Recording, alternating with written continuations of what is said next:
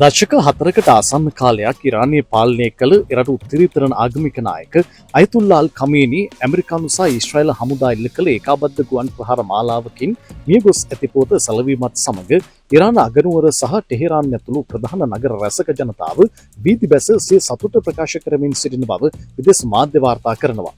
වසර 40කට ආසන්න කාලයක් ඉරානයේ පාලනය මෙහෙවූ ඛමේනිගේ අභාවය එරට පවතින පාලන තන්ත්‍රයේ තීරණාත්මක හැරවුම් ලක්ෂයක්.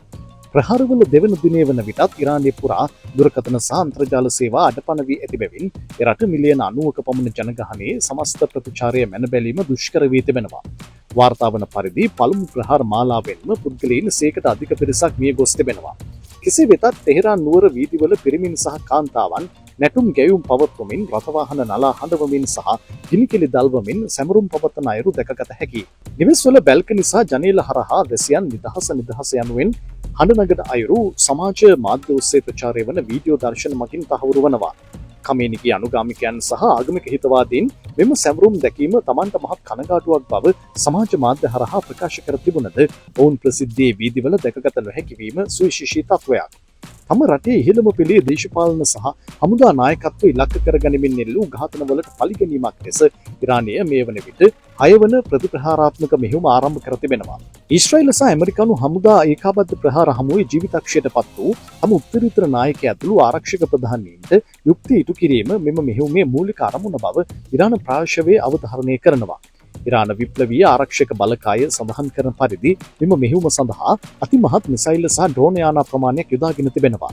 ප්‍රහාරයේ ප්‍රධාන ඉලක්කය යොමු වී ඇත්තේ ඊශ්‍රායල් ටෙල් අවීව් සහ හයිෆා නගරවල පිහිටි තීරණාත්මක මූලෝපායික මධ්‍යස්ථාන ඉරාකයේ සිරියාව සහ ජෝර්දානය යන රටවල ස්ථාපිත කර ඇති ඇමරිකානු හමුදා කඳවුරු යන ස්ථානයි.